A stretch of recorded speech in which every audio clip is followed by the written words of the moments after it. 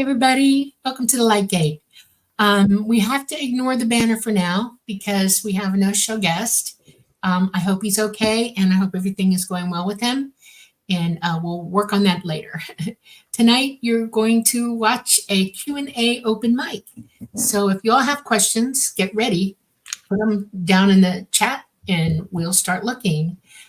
We are coming to you live from the beautiful city of New Orleans at the United Public Radio Network at 107.7 FM and the UFO Paranormal Radio Network at 105.3 FM. We're on Roku, Facebook, YouTube, and many other platforms. I hope it's all going to be good tonight. You know, sometimes you trip a little bit and then you move on. So we're moving on. So, hi, Preston. Yeah. Hi, Dolly. Okay. It's a little bit of a technical hiccup there, but what are you going to do? These things happen. That's right. But either way, the show must go on. So thank you all for joining us on episode 45 of The Light Gate. We're really hoping to have Don Schmitt, Roswell UFO researcher, but for some reason we're not able to raise him. There's still some hope. We will see. But until then, we're just going to keep going. And yeah, my name's Preston Dennett. I'm your host. My lovely co-host is, of course, Dolly Safran, subject of the book Symmetry. And there is plenty of stuff that we can talk about today, so don't get too worried. I just put out a new book, so we can talk about that. And Dolly always has very interesting things to say. But first, let's say hi to all you guys in chat. And hopefully our guest might just pop in. You never know. That's right. But very excited to see all of you here. Hello, Aussie. So glad you could join us. And Renee, I see you put in a bunch of comments here. Looks like you're pretty excited today.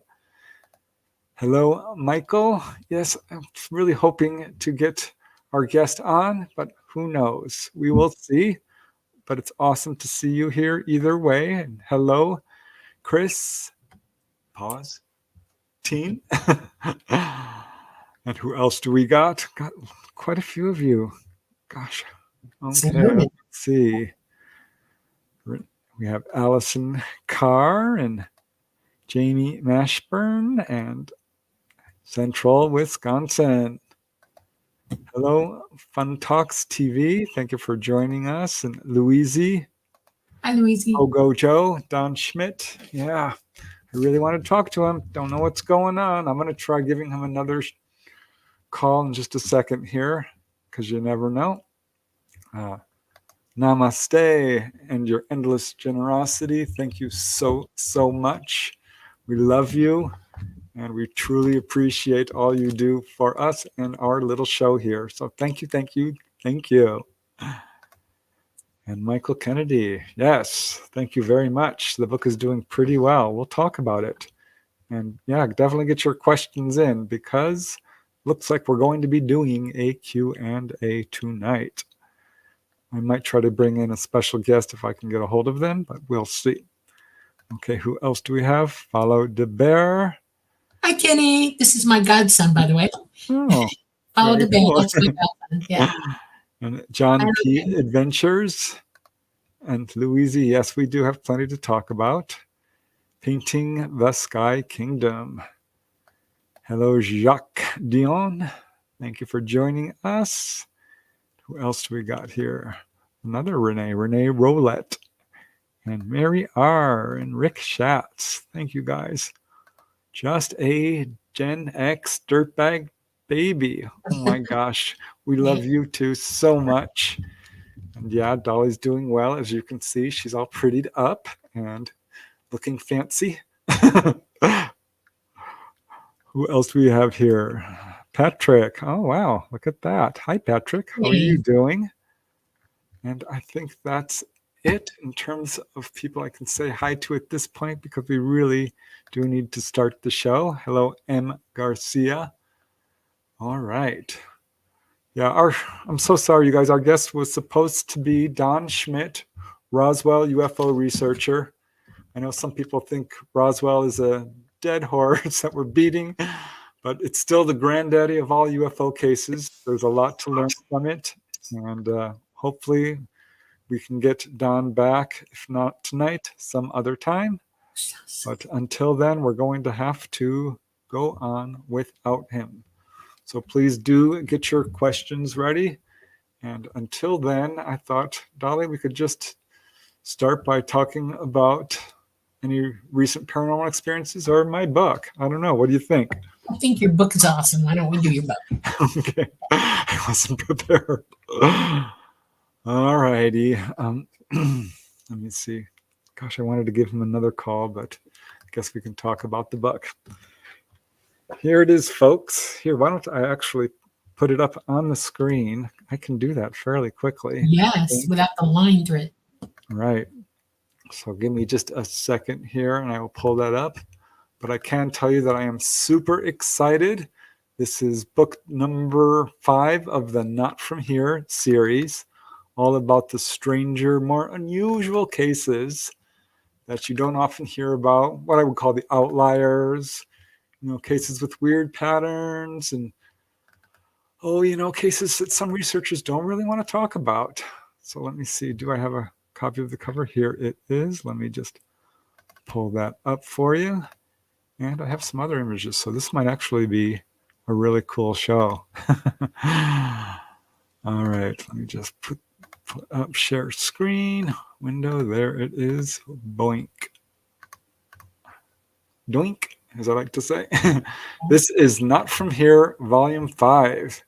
And if you look at the cover there, and all the previous volumes have been different types of ETs.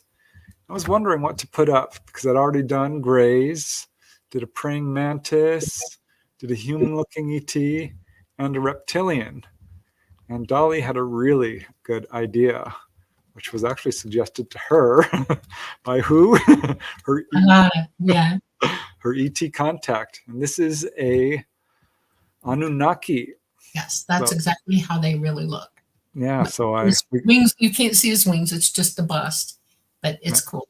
But we got some true to life images. Yeah, and we got my sister-in-law, Kisara, to do a lifelike image of an Anunnaki. And this is really cool. And we also put sacred geometry around the border of the book because all the books do have things like alien faces and star clusters and crop circles and little UFOs. So it's part of the theme of the whole series. But yeah, that's the book, Not From Here, Volume 5.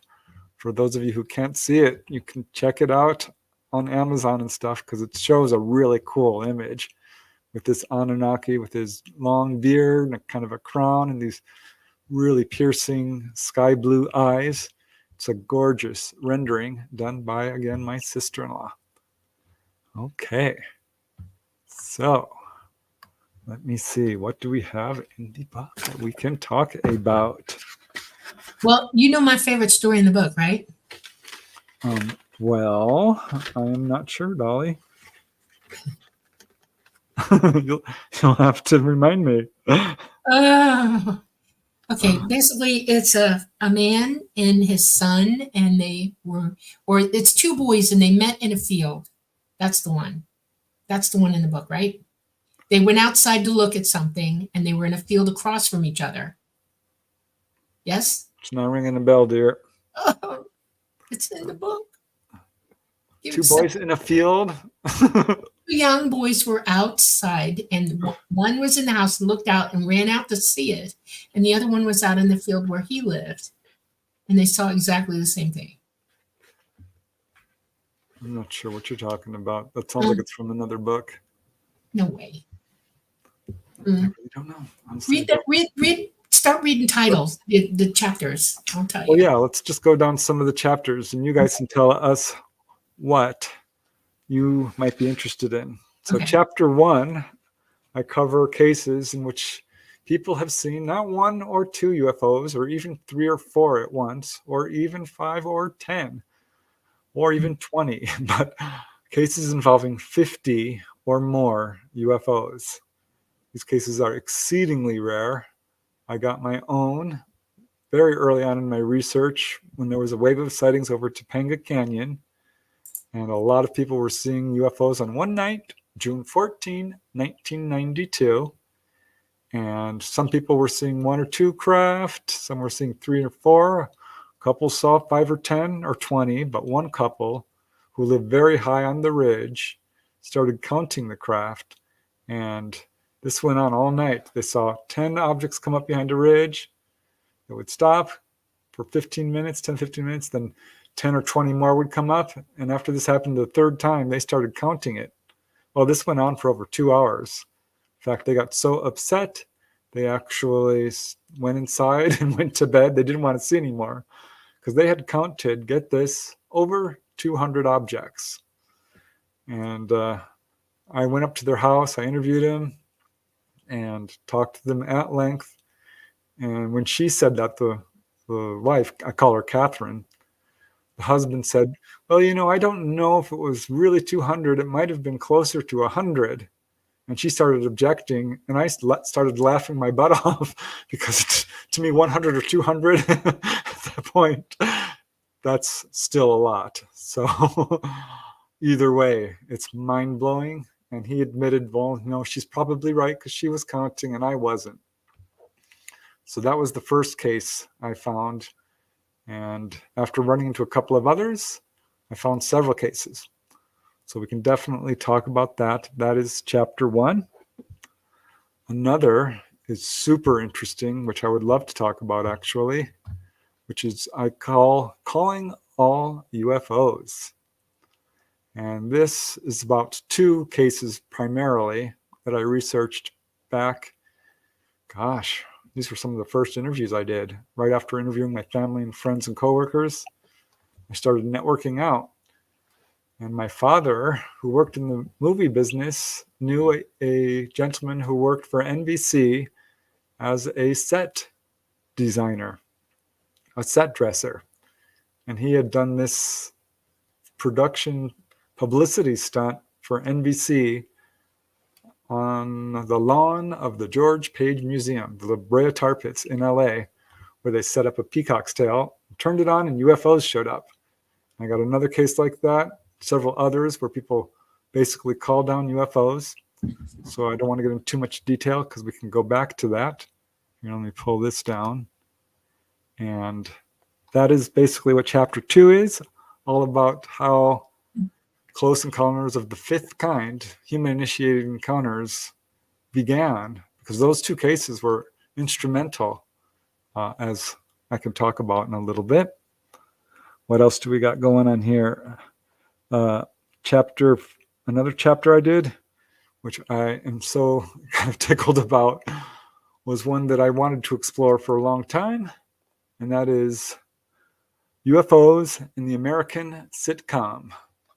You may have noticed that on TV, shows like The Brady Bunch or I Love Lucy or, gosh, all of them, at some point or another, tackle the UFO subject.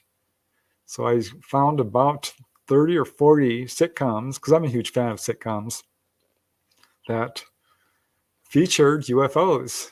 And it was so interesting to see how they were presented, how they were treated, and what it has to say about our beliefs in UFOs and how it has evolved since the 1950s with the early sitcoms. Like, what was it, My Three Sons? Or, gosh, some didn't never tackle the subject at all, but some early ones definitely did. Green Acres had a really cute episode. A bunch of the early ones did. Beverly Hillbillies. And of course, the later sitcoms like Married with Children and Wings and Friends never did. Neither did Seinfeld or Big Bang. Right. But some major ones did. So that's what that's all about. Yeah, the Flintstones did it too. That's right. Oh, that's exactly what Rockstar is putting up. Same. So what else do we got? Another chapter is called The Twin Connection. I'd like to talk about this one actually, because Dolly, you can speak on this with some authority. Yeah. But I noticed, and I've got some great cases on that. but I noticed that there's a high incidence of twins among the contactee population. Yes. So that is something I decided to explore in more depth because I've interviewed some people who are twins who had encounters, some people who were pregnant with twins who had encounters, some people were pregnant with twins and lost one. It was, quote, missing. Right. It's called the missing fetus syndrome. Yep. I'm a twin, and my sister was missing at birth. So, yeah. Yep. So we can definitely talk about that. And what else? Oh, yeah. This is another one that, Dolly, you can talk on. And I think it's so interesting because there hasn't been much study on this, guys. This chapter is called An Alien by Any Other Name, kind of taking a quote from Shakespeare, a rose by any other name would smell as sweet. Well, it turns out that ETs do provide names to a lot of their contactees. And sometimes they're very long and hard to pronounce, and sometimes they're not, and sometimes they're very Earth-like. Dolly's been able to get some of the names from some of her contactees. Some of the names have some really interesting symbolic meanings. Some are the same names of ETs who are from different contactees who are widely separated in place and time, which makes me wonder if they're seeing the same ET. So that's another really interesting study. As far as I know, there's only been a couple of studies on it. So we can definitely talk about that. Oh my gosh, Heidi Hansen. I just adore you, dear. We're gonna get you on the show one of these days. I promise. If you can stay up, that would be so cool to have you on the show because I'm reading your books right now and you've had some amazing experiences. But thank you so much for that beautifully generous super chat. Your goodwill and love is just so amazing. So thank you. Okay, I'm just going to go through the chapters so we can see what else we have to talk about. Chapter 8. You have been warned is what I call this one. And this is serious stuff. There's been a number of you who've been asking me over and over again to do a study on ET warnings, the messages that ETs give to people about the fate of our planet and our future. And as I've said it many times, and Dolly certainly understands this because she's gotten these messages, this is the number one thing they talk about. They're beyond, don't be afraid. We won't hurt you.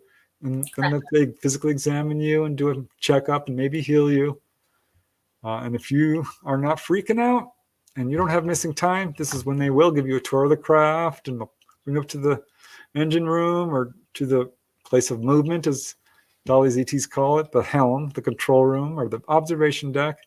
But at some point, they'll sit you down and talk to you in depth and give you all kinds of guidance and information and, of course, messages all about future tragedies, the dangers of war and aggression, environment, pollution, all these sort of things. So I could have written a book about that, but it would be such an enormous project that I decided, you know what, time is of the essence. Let's get this out quickly. So I included a chapter in the book. It's the longest chapter in the book by far, and probably, I think, one of the most important. So we can definitely talk about that. And another one, gosh, I didn't want to go into too much depth about all these because I want to do whole, YouTube episodes on my channel so I can show you all the images. I really wasn't quite prepared for this, but we can certainly talk about anything. But chapter 9 is Aliens Abducted My Dog. Because people have asked me, are pets ever taken on board? And the answer, of course, is yes. Yes. They are. It doesn't happen a whole lot. And I've found almost no cases with, pet snakes or guinea pigs or cats. But dogs, yes. A lot of cases involving dogs. So I'm going to do a YouTube episode on that for sure. And it's going to be a 2-hour one, I'm telling you, because that's how many cases there are. I mean, just a huge amount. And the last chapter is one I actually did a YouTube episode about, but it was so fantastic, and I got so many new cases, and I've just learned so much more information that I had to include a chapter in the book. And Dolly is certainly aware of this. And I call this last chapter probably my favorite in the book, Alien Books. And these are cases where people have been given a book, often on the craft, but not always. And it's different in each case, but with some remarkable similarities as to what's inside the book and how it looks and the whole deal. I mean, it's fascinating. These are much more like Harry Potter books with, live holographic pictures and it can talk to you and interact. So these are not books as we would think of them, but certainly that's what they pretty much look like. So yeah, those are the cases in my latest book, Not From Here, Volume 5. Do check it out. It very quickly climbed the Amazon charts, and I'm so happy and humbled to say it actually reached #1. Stayed there for 2 days. Now it's bouncing around in the top 10 and 20. And it's still #1 in new releases, though I'm fighting with another book. What's it called? 4 Aliens and a Funeral, which I have to say sounds interesting, which is another, true life ET encounter book, which might be worth checking out. I'm certainly going to. But yeah, that's my new book. So I hope you guys find it interesting. Oh, wait, here is another donation. Thank you, Star Orchid. Thank you so much. Aw, thank you. Okay, now, Dolly, I'm going to give our guest one more chance. So I'm going to call him, put myself on mute, and just see. Okay. Is that okay? Yeah, I'm going to talk about the book. I want to talk about the book. Okay, I'm just, I'm here. I'm just going to give him a call and put myself on mute. Okay. One of the cool things about the book is a lot of people talk about the fact that it has some sort of a gem on the cover. In other words, the whole cover of the book is an actual gem. And most of them are blue sapphire. Mine is blue sapphire. I wear a blue sapphire on my hand to remind me of it. That's a real blue sapphire, and that's the color of my book. It's almost like a blackish blue. And it lights up. It shines light through the sapphire, and it's beautiful, and you can see the dimensions of it. That's the heaviest part of the book is that gem on the cover. And on the other side of the cover, it took a few years for it to happen, but they said I could design the back of my book any way I wanted to. And when I was about 19 or 20, I decided to put a blue dragon on the back of it. And Mama said, draw the dragon, and that's what's going on the back of your book. So I drew a dragon, and that's what's on the back of my book. And it's still there to this day. I love it so much. I haven't changed it, and I can if I want to, but I don't. It's there forever as far as I'm concerned. The book itself handles educating me. And those who have the book are offered the same opportunity. Anything you want to know, anything you want to learn will come up in the book for you, and psychically read what you want or need to know and start walking you through it and educating you in it. And it also brings up things that are plaguing us in life. Like every now and then I'll get a life lesson in there or a morality lesson in there. And it gives me things to think about or assimilate or learn to empathize with because I'm not doing it on my own. And that's pretty cool. And then the other thing that I find in the book from time to time is I'll start thinking about past lives. I remember a lot of them, but some I'm sketchy on. And it will pick a time to bring it up to me and walk me through the process of regaining that memory on my own. And it's really a pretty cool process. One of them took me about a month, very slowly walking myself through in meditation and, lucid memory. And I got it. And I did not realize that it was an extensive life. In other words, this particular life, I lived a long time. I was an old woman. And I knew what happened to me in the end, but the rest of it was blank. And so I got to build back that memory into who I was and how I got here. And everything was very, very cool. It was cathartic. It showed me in this life things that I didn't address yet and come into. And that was very, very cool. I know that others have the book, ET Contacts, and they either don't talk about it or don't want to talk about it, and for reasons. And I wish they would. Hint, hint. If you've got a memory like that, let's hear it. And I think you're done, right, Preston? I am. I couldn't get a hold of him, which is fine. Hope he's all right. Yeah. Either way, we've got some awesome stuff to talk about because I love this alien book stuff. So let's talk about that for a little bit, and you guys can give me a clue about what else you'd like to talk about. This has got some super interesting cases to it because what comes to mind for me is, of course, the Betty Hill case. And that is the ultimate UFO encounter. That's the one that really changed everything. It's a landmark case. If you haven't heard of it, I don't know where you've been, so I'm not going to go into too much detail because I'm guessing you guys know about what happened in 1961 to Betty and Barney Hill when they're driving through the White Mountains of New Hampshire, saw a UFO close up, ran back to their car, and by the time they got home, they were missing a couple of hours. Didn't quite realize it at first, but started to put the pieces together when they found weird shiny spots on their hood. Barney's shoes were scuffed up. Betty's dress was torn and stained, and other things. I mean, Barney and Betty were having dreams, nightmares about being taken on board. More dreams for Betty, kind of nightmares for Barney, who had much more fear about what happened. Right. But what's so interesting about their case, and if you're aware of it, you probably know this, but Betty asked for an artifact. She says, I want to take something with me. No one's ever going to believe this.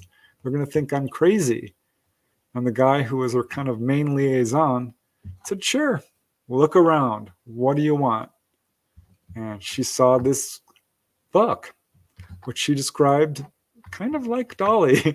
It's blue in color. It's interesting, Dolly. They're often sort of blue. And it was a small, thin book. I think she said it was like 7 inches by 9. I got it in my notes here. But at any rate, she's like, well, this is what I want. And she opened it up, and there were white pages with weird symbols going down. She says, it wasn't Japanese, it wasn't Sanskrit or anything like that, not hieroglyphs, but along those lines. And this is when he said, okay, you can take it. Do you think you can read it? And she said, no, I can't read it, but maybe someday I can, and that's not the point. The point is, this will be my proof.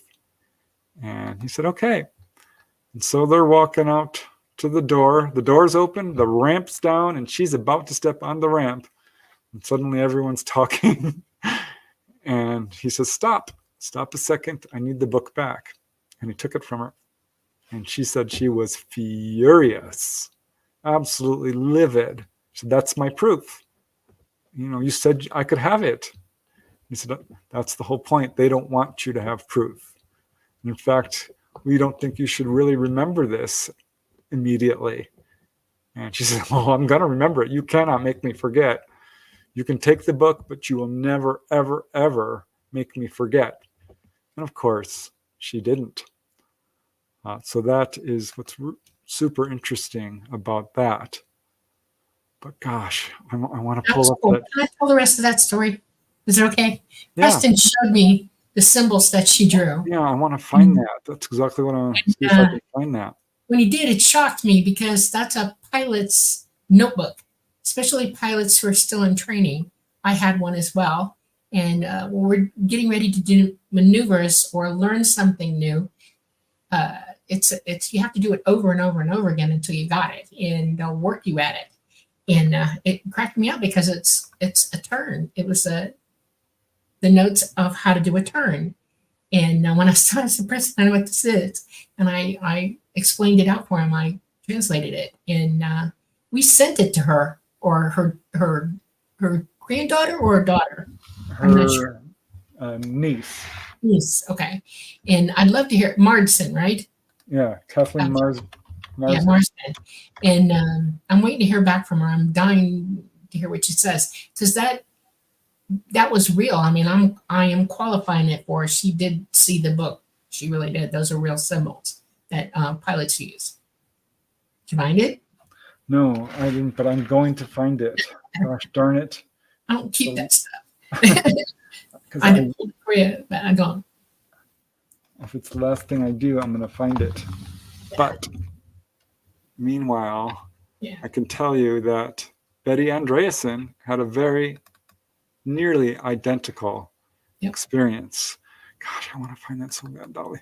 It's driving me crazy. I know. It's okay.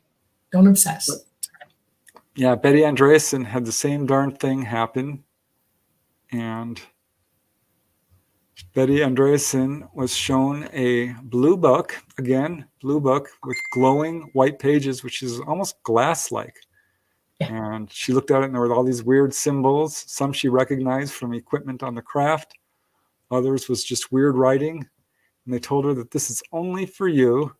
This is special information that only you would understand. It's not really meant for anyone else, which speaks to what Dolly said about all of this.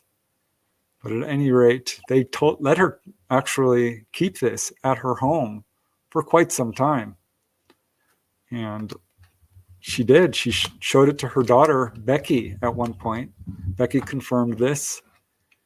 She was never able to fully understand what it meant, but there's quite a few cases of these alien books.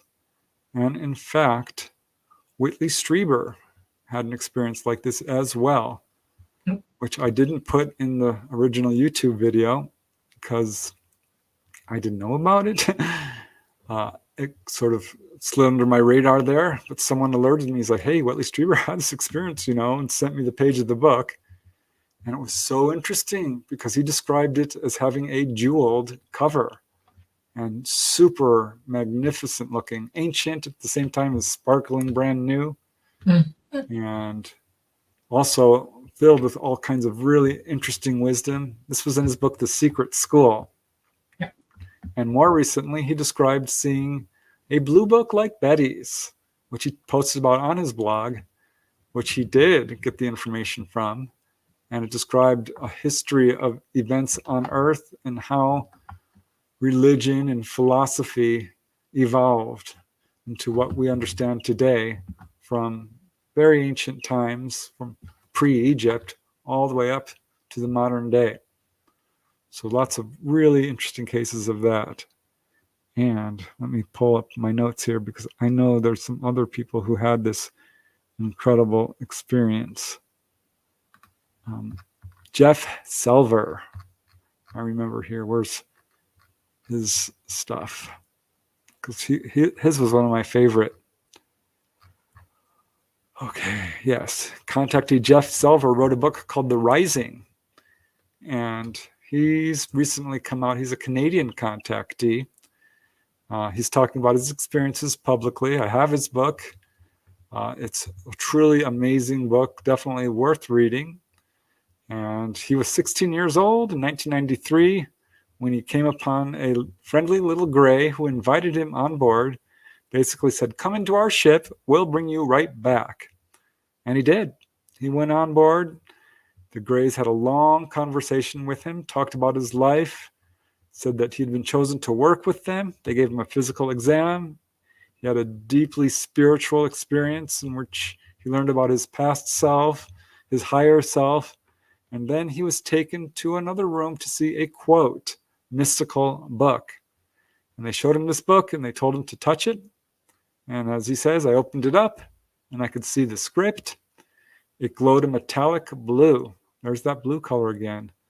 But he saw red and yellow 3D holograms coming out of the pages that represented ideas that at the time didn't make sense to him.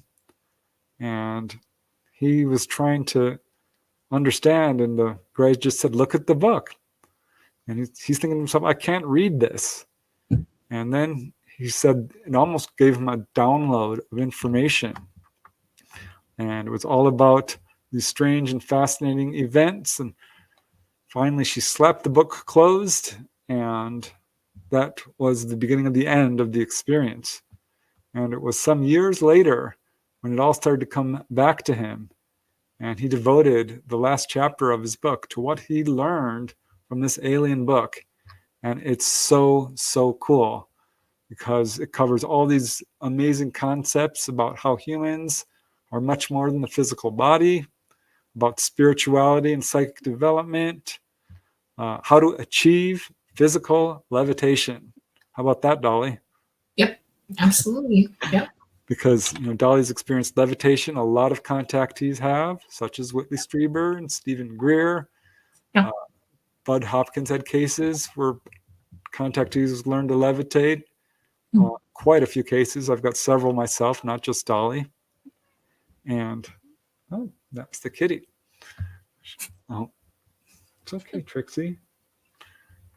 She's upset the guest didn't show up too. All right.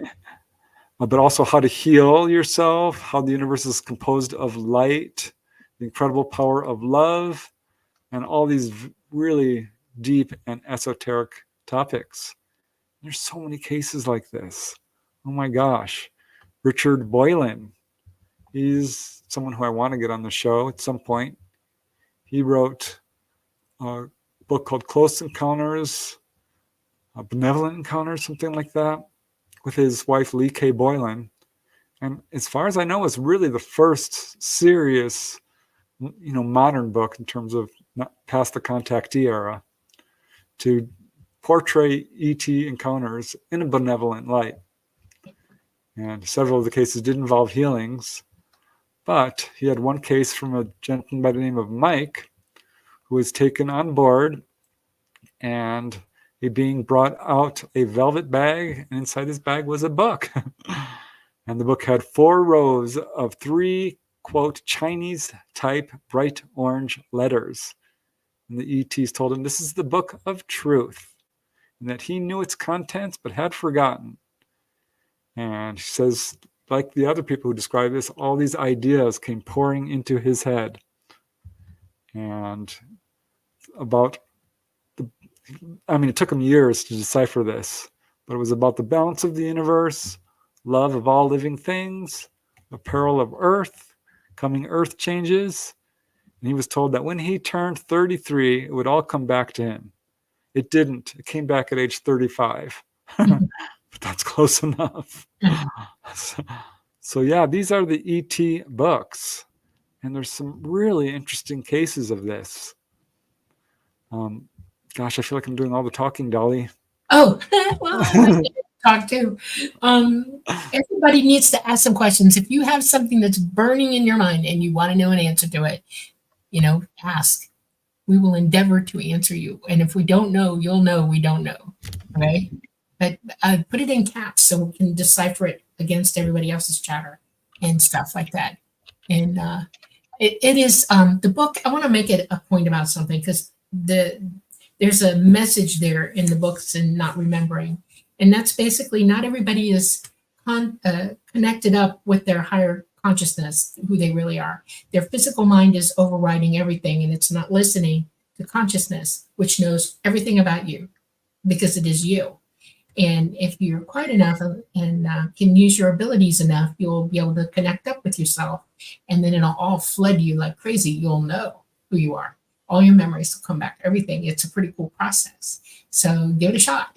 That's what that's about. Everybody has a book, absolutely has a book. Every single person in the universe has a book, and it lives in the Akashic Library. And so to speak, you can take it out if you're conscious and handle it. And it goes back to the library, but you can touch it, look at it, and do all kinds of things with it. It's facilitated to me on board craft. You have the ability to bring it to me.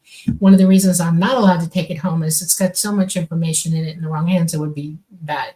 And we all know that people here like to use information to do bad things, so we're not going to go there. But yeah, that's ET's main wish. Wake up, learn to reach your higher self, your actual self. Let your physical mind open up through your pineal gland and make contact with yourself. And it's amazing. You'll start hearing the truth, and you'll know when somebody's lying to you. You'll know when the universe is which is very chatty, wants to talk to you, and you can hear it talking to you. You can learn from it. You can learn from anything that way. So give it a shot. Yeah, I wish I could find the darn thing where I have all the pictures on this, but I wasn't prepared to talk about this. So I know we live, well, we but live in a world. I want to go someplace with this. Preston is trying very, very hard to show you from his data. He has lots of data. He talks to thousands of people, and he writes a lot of the verbal or written uh, witness to what they've seen and done. And he doesn't alter it or change the narrative to fit something that he wants to talk about. He writes it as it is. And one of the things that I totally appreciate about that is that you're witnessing somebody who's got 99.9% good things and less than 1% bad. I mean, if you look at the world, we're 8.4 billion people right now. Okay. And out of that, the ones who are talking, only 0.101% are saying it's bad, and the rest of everybody else is going, "What are you talking about?" You know. But we live in a world where they're overriding the voices of witnesses who are saying it's right and saying it's wrong, and they're doling out misinformation. And it's important that you be able to discern the difference between who's talking and saying what. I want you to critically ask yourself 3 questions every day. 1, has ET ever attacked anybody here and they've got proof? No proof.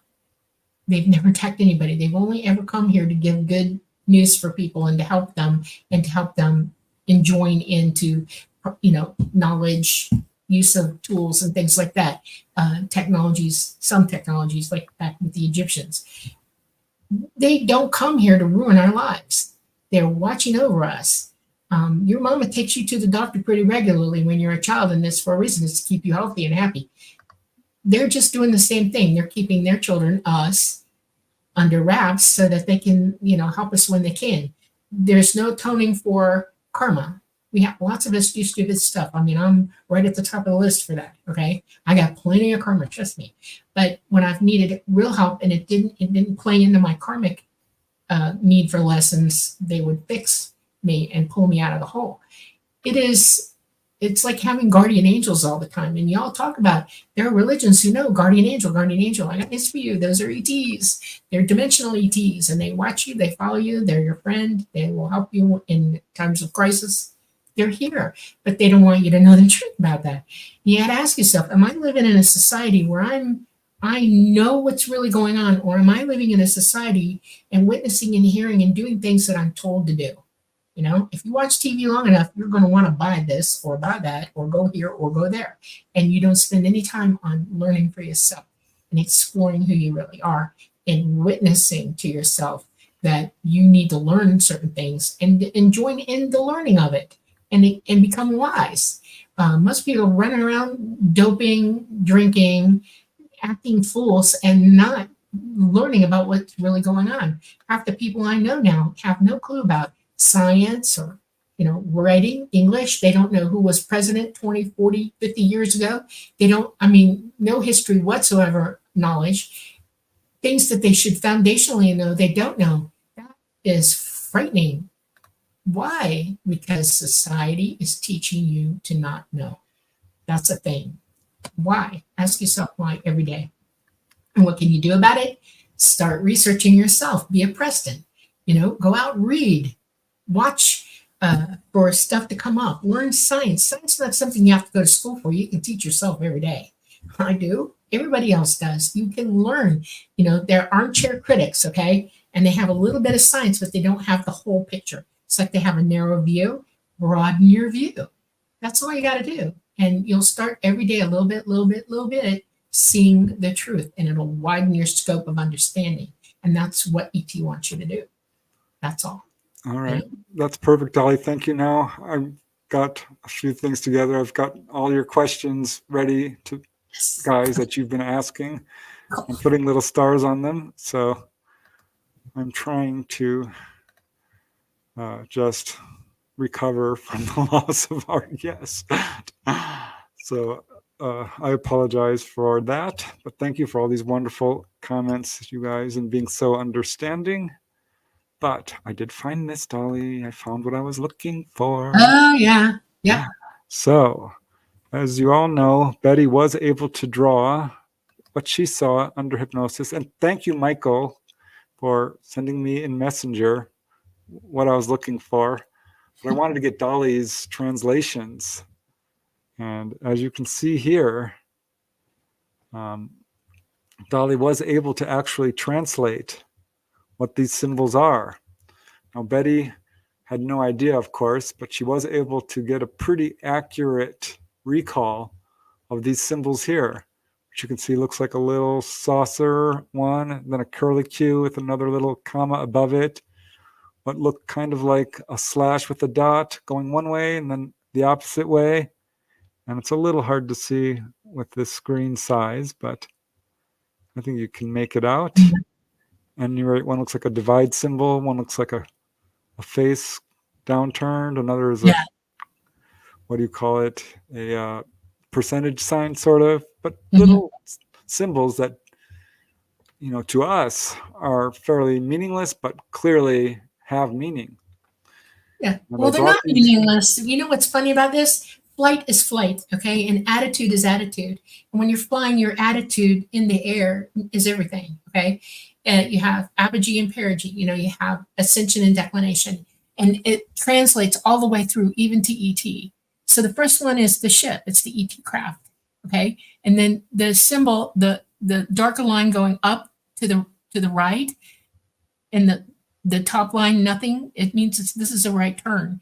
And then the next one is you're going to skip up first to turn. So when a craft is flying, skip up means here's the level, okay? And it's not speeding around or doing anything, right? When you see one in the air, they're generally bobbing and weaving or dipping like that. And it's because they're riding electromagnetic currents, okay? But to move, they have to skip up because all the emitters are right in here. And the difference between positive and negative attractors on a field line, that's either positive or negative. It's either going to attract or repel the craft, and they have to skip up to do it. So they punch down, they go down and skip up. And if it's a positive one, it's a skip up. If it's a negative one, they skip down. So you have to start in the turn, you have to skip up to start moving. And then you skip down because going down means you're pushing away from it. So you're making a right turn. So we're right-handed and left-handed, right? So if we're skipping down, we go to the right. If we skip up and only up to go, we're going to the left. This is the remain level sign. That means you pause for a second. Then there's a heads-up display with the pilot. You're connected with the craft, and you can see what the craft is seeing, everything. I don't even need to use my own eyesight.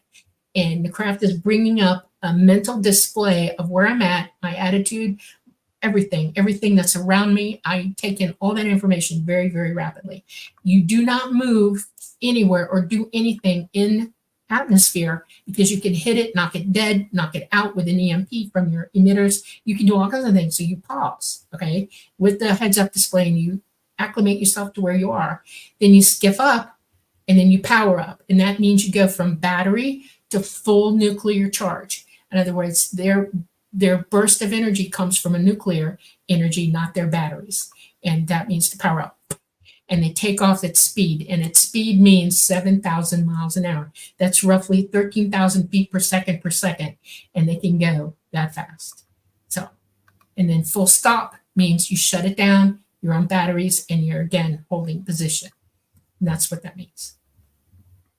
Very, very cool. And for those of you who might be interested, we also have, let me see if I can pull this up. 1 second. Oh,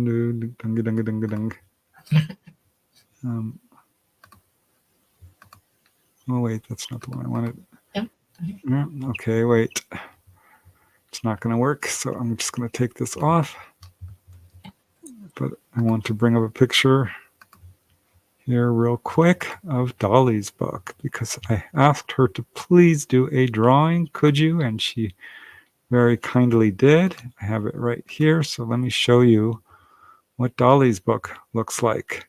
What she tried to keep once, didn't you, Dolly? Yeah, I tried to it. Made it halfway down, and it left my hands, disappeared. And when I came back up again, the next time I was going up, I was told politely that, nope, you don't get the book for a month. It was my reward for not listening. And the right side of the book is the emerald, the sapphire, excuse me. That's the binding of the book, and I chose that. And those are actually blades. I'm a terrible artist, just so you know. And not too bad, actually. well, fifth grade. And S is for Safran at the top, and the bars are just something I liked. They mean energy, and the crisscrosses are the binding, and the blades are the things like that. And then there's the dragon. So All right. Well, let's just cover a few more cases about the ET books since we already started. And then I'll get to your guys' questions because I see a lot of really interesting ones. But some of you may have watched the YouTube episode I did on this. Like I said, I found a lot more cases. Here's one from David Jacobs, actually, oh my who had a goodness. really poignant case about a little girl who at age 11 was taken on board to interact with an apparent gray human hybrid. And she was taken to a room where there were all these books for different kids, different ages, all stacked in piles. And it was Carla, the witness, her job to sit with this hybrid child and just look through the books. These were mostly picture books. These are books from Earth. And I guess now they're alien books since they're on board a craft. But this fascinated me because, we have libraries here in our homes. Some of us, or certainly in every city pretty much, has a library.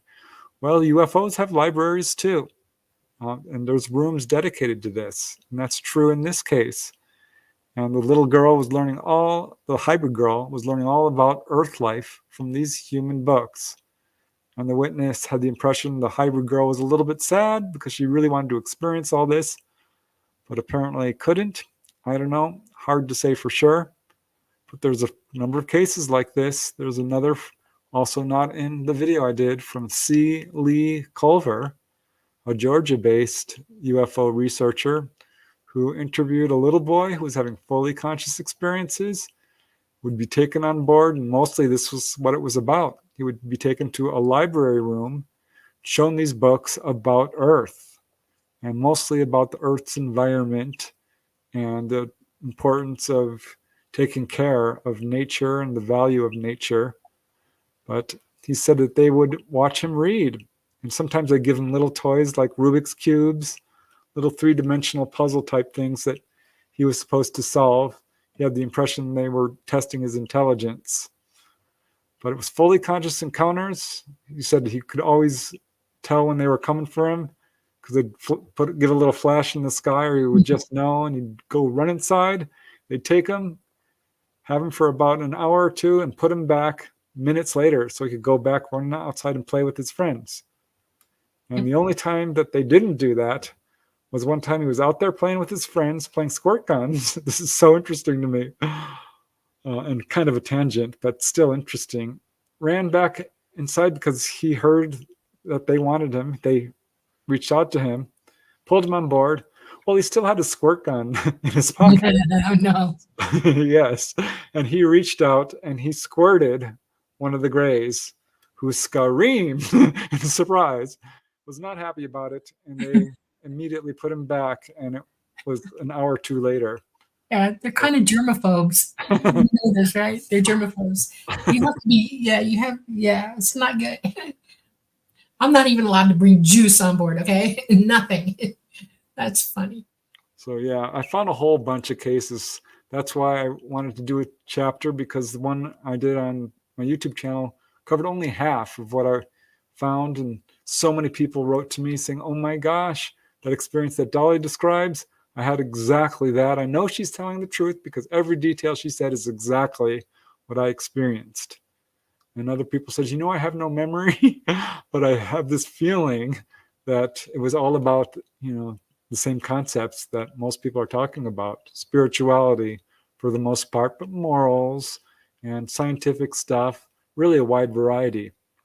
But usually described as having a blue kind of metallic surface, or jeweled, or something along those lines. So really cool. And I think it's just the neatest thing. And Dolly, you talked about how each of us actually do have our own book, right? Yes, absolutely. Everybody's got a book. Everybody. Right, in the Akashic Library, Yes. which reminded me of a dream I had when I started doing out-of-body experiences. I came upon this book, which was so vivid and had all these pictures of Earth that were three-dimensional. and landscapes and animals and people.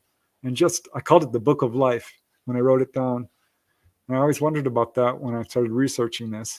Yep. But to end this, one lady said that she contacted me. She says, well, I didn't have a UFO experience, but I did see a book during my near-death experience. I thought, oh my gosh, because people talk about the bleed-throughs and the commonalities between onboard experiences and near-death experiences.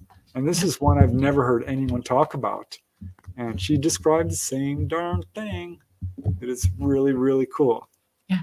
If you ever OBE, I want you to do yourself a favor. Go to the Akashic Library. Make the intention. And when you go in the front of it, when you first walk in these doors, to the right is a huge tree. It's living in there, but it doesn't have leaves. It has jewels on it. Sapphires, rubies, diamonds, emeralds, citrine, all kinds of different colored gems, okay? And one of my favorite things to do is to go in there and get my book and sit under the tree and read. If you come there and you see this woman sitting under the tree, it will be me. So give it a shot. If you can come in there and say hi. Seriously, I go there a lot. All right. Well, why don't we get started with the questions? Because I see we've got about 20 lined up. Right. So Okay. now, do you have any questions at all? About Anything. encounters or out-of-body experiences or ghosts or Right. anything? The state of the world today. We'll be happy to do our best to answer them. And nothing is off limits. Even if it's controversial, we'll certainly try to talk about it. No politics. Well, thank you. Can't do that. No. No, that is something I can't do. I'm so sorry. All right. Here is a question from Country Boy. Will the ETs come out in the open without further abductions? You want to go first, Dolly, or shall I? You go first. No. All right. First, I'm going to say yes. Absolutely 100%. We can't hide the sky. Sooner or later, it's going to happen. I think it's inevitable because we're not alone in this universe. We live in a very populated universe. Just look at all the stars out there. It's clear we are not alone by pure logic. But the fact is, ETs have come out in the open over and over and over and over again and put on what we call displays. Now, they're not doing this in a way that's unequivocally conclusive and would shake the world to its core, but close to it. France had a wave that was undeniable in 1954, which was so intense, it electrified the country. I mean, there was no doubt. This was from October to November, with hundreds of landings, thousands, literally, sightings. It was going on daily. And there's case after case of these UFO waves. And then there's cases where small groups of people are seeing UFOs at schoolyards, perhaps, or drive-in movie theaters. But look at the Phoenix Lights. Look at Gulf Breeze. Look at Whitfield, Virginia. Look at Mexico City. Look at Belgium. Look at all these different areas. Topanga Canyon, which had waves. These are what I call a publicity stunt. The ETs are conducting a very vigorous and well-orchestrated and I think very carefully planned publicity campaign to announce their presence in a way so that when there is a worldwide landing, those who are ready for it will be able to handle it. And I think it is coming because if you talk to the contactees, a good number of them get this message that a day will come when the sky fills with craft. And most people who have told me this message, and certainly Dolly is one of them, are told that it's their job to help quell the fear, let people know that this is in fact a rescue, that we are facing an existential crisis, and it's time to go on board because you can't live on Earth any longer. Right. I've got case after case of this personally. There's many cases in the literature. Don't have a good timeline for this, but I think it's going to be within our lifetime. And yeah, I think that it will happen. And as far as abductions, it's another controversial term that I don't like to use anymore because I offend people who are having these experiences. Well, some people do look upon it as that sort of thing, a quote, kidnapping. Most don't. Most do have a lot of fear initially and feel like it was against their will. That's not unusual. But at some point, most, and I'm going to underline that, the majority feel like they did choose this, and that this is not something that is nefarious or that the ETs are out to hurt them or anything like that. There's disinformation, misinformation, and a lot of fear in this field. And that word is a buzzword, which a lot of contactees or experiencers, that's more the term a lot of people prefer, won't use. Some will. I'm not going to say that this is not how some people feel, because they do. But yeah, onboard experiences, I haven't gotten any in the past couple of years. Dolly can speak to that. I know she's chomping at the bit to do it. So, but before you do, Dolly, I better give out our call signs and take a quick caller ID break. Okay. Not caller ID, or call it what you will. But yeah, just want to let you all know you're watching The Lightgate. This is episode 45. I'm your host, Preston Dennett. My lovely co-host is Dolly Safran. We did have a scheduled guest tonight who was unable to appear. Hopefully we can reschedule him. We will see. But all is good because we're having a fantastic Q&A. I talked about my latest book, Not From Here, Volume 5. Covered the chapters very briefly, and the last chapter in some depth, alien bucks. So that's what we've been talking about. We're about to get to all the other questions. I was really long-winded on that last one, so sorry.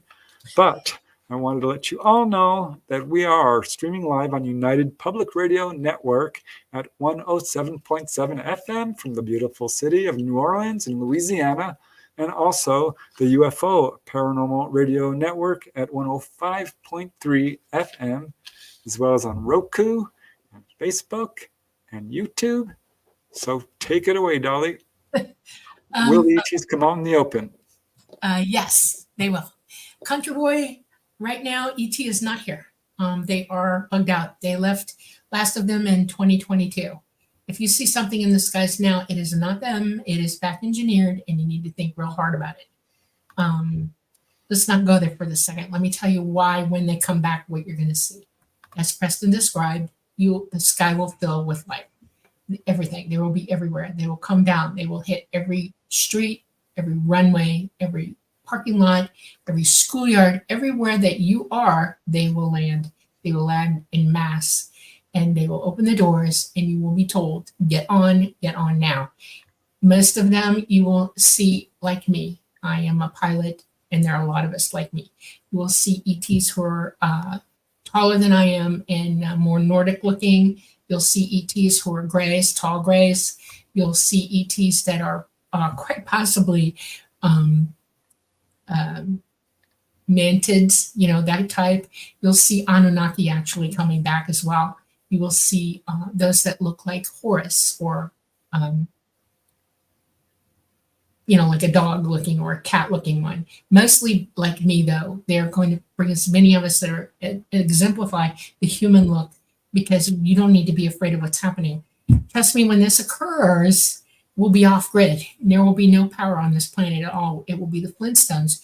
You won't have any information. There will be no TV telling you they're coming. You will see them in the sky. That's your first message. You will hear them and you'll see them. They'll apply to you psychically. They will make it through to you. They will. They will tell you where to walk to, because you're not going to be able to go far on foot. And they will be waiting for you with open doors and open arms. And that's because you will know by then that this planet is unsurvivable at that point, and you need to get off and go with them. That's when they will come back. They are unable to help us now. Our magnetosphere is terrible. Our weather is going to get worse. There's going to be more catastrophes and calamities. And we got governments on this planet that, let's not even think about that, what they're up to. So yeah, yes, they will come back for us, and they are in the process of doing that. The reason is that it is unsafe now 100% of the time for them to be here. They can't ride the electromagnetic field lines of this planet. They are unstable. They drop, pop, and go away easily. They flash and go halfway around the planet at one time, and it will rip them up. They cannot be here. You can tell the truth of this in that weird things are happening to NASA and the government and other people who are sending craft, satellites. Now they got the moonshot, the first one they put up there. They're telling you that it skipped and it grabbed the foot and it knocked it over. We were having CMEs that week, and there was a lot of problems with transmission. And I think they had a transmission halt to the lander, and it didn't do what it was supposed to do, and it went over. The next mission is to the ISS. That's going to be interesting. They need to pick a day when we have no CMEs going on. The sun is very hot right now. It's in solar maximum, and we have things happening. So that's it. Please pay attention. If there's something in the sky and you don't know what it is, use all your discernment abilities. Ferret it out for yourself. What is that? Make sure that you understand that you're not looking at an ET. I'm telling you, they're not here. All right. Well, there's some questions about that coming up, so we'll get into that in a little bit. Okay. Here, we got a lot of questions, so we might actually have trouble getting through it. I hope not, but let's do our best. All right. What do you think the jeweled cover represents? Asks Allison Carr regarding the books. And a second part of the question, which I'll get to in a second. I think the jeweled cover is exactly how we try to do it. Make it look cool, something that's eye-catching. I don't know. What do you think, Dolly? It's energy levels of light. There's blue, and there's white, and there's red, and there's green and orange and yellow and everything. And every one of those colors represents a palette of energy and what's in that energy. What is it made out of? It's not They're metal. made out of real jewels. It's real jewels. Made out of jewels. Yeah. Mine has a real honest to goodness sapphire. So does Whitley's. Whitley and I talked about it. Yeah, it's a real jewel. I think he really, really wants to take it to a jeweler and have him, go, yep. Neither can I. It's like, but I know it is. I'm fascinated with jewels myself, and I know a sapphire when I see one. I know a diamond when I see one. You can't fool me. And well, I know what I'm going to do for my next book cover. There you go. We have all kinds of interesting things going on. Yeah, but they're real jewels, and they represent a type of energy. Learning and serenity and peace are all blue energies. When you're learning, if you put yourself in a blue room, you'll learn faster. It helps you concentrate and relax and peace out so that you can learn. That's the most important color there is for learning and understanding. Well, colors do have an impact. We know this. Right. All right. Alison Carr is also asking, do cats get taken? Yes. I scoured the literature for it, and I found a couple of cases. There was one from South America where his cat went missing for quite some time and then came back.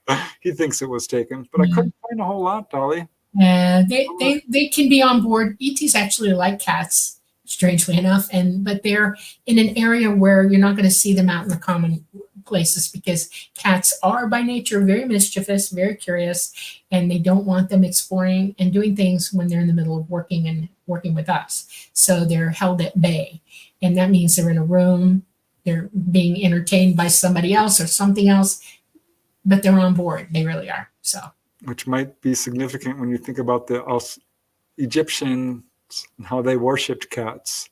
Yeah. You know what I mean? And you also said that you saw capybaras on board. And I had another witness who confirmed that. Yeah. I was with you and saw Those things are capybaras. so cool. Yeah. I wish we could have them here. I'd have one in the house right now. I'm not kidding you. They're very cool. They love water. Oh my God. And they're intelligent. They're smart as pigs. They're smart and they're gentle and they're loving and they're sweet. And oh my gosh. Yep. They're the world's largest rodent, just so people know. Okay. Lady I worked with, that's her favorite animal. And I kind of looked at her and I'm like, oh, that's interesting. It'll lay on you. I'm not kidding. If you're outside and you have one in your yard, it'll come right up and lay in your lap and go, I love you, and not leave you at all. I've only seen one at the zoo, so I don't know. Okay, moving on. This is a great question from Louise, which I can't answer. Do ETs ever speak of auras around humans and the relevance? I've never heard them talk about auras. They don't have to. They see them all the time. It's normal everyday life for them. They can tell if you're sick. They can tell if you're happy or sad because we only emit energy, our aura energy, and they see it. I see it. Oh. I can see your aura. It's a natural a state of being for me to be in. So yes, and its relevance is it's a form of communication. Your body tells your condition, and it's a handy tool to have. So yeah. Yeah, well, I can say that a lot of contactees come back from their experiences with that ability. One lady who I did a chapter in my book, Wondrous, talked to a gray named Sen, and she could see people's auras and gave all kinds of healing advice. She says it wasn't her life path, so she ultimately stopped doing it. She was very effective, got all these gifts from people who she basically healed. They're telling them, I can see from your aura that this needs work or that, and you need to eat this, or gave them health advice. So I think that is in some way relevant to the question. Yes. But yeah, aura is all about health. It's the etheric body is the aura. You've got your physical body, the etheric, and then the astral. And we're not really leaving bodies. We're just kind of moving into them and expanding into them. Energy has pathways, and we have threefold energy. You're describing it perfectly. It's threefold energy. So your body has energy, your etheric body has energy, and your spiritual body has energy, and they work together for you to be here. Okay. All right. Oh, thank you, Rick Schatz. Very, very kind of you. I'm trying to keep up with all you guys, and I'm going to do my best, but you guys are moving so fast. The questions are coming faster. Okay. What about the Yellow Book? Oh, gosh. I think that's the one that reportedly, you'll have to remind me, Michael. I think that's the one that was allegedly recovered from a craft. Is that from the Project Serpo book, which I kind of have some questions about in terms of its legitimacy? I don't know. I couldn't tell you. I don't have any firsthand information other than what's out there. What did they say happened to it? Because now I'm hearing about this for the first time. What are you talking about? I think that there was a story about a book recovered from a craft, which showed the history of Earth to some degree, and it was the same type of interactive holographic book. But I don't know if I'm thinking about that correctly. What happened to the book? It's in government hands. Well, they don't get anything out of it, trust me. But yeah, yellow is yield, caution, those kind of things. Take it slow. Look for a few minutes, before you leap.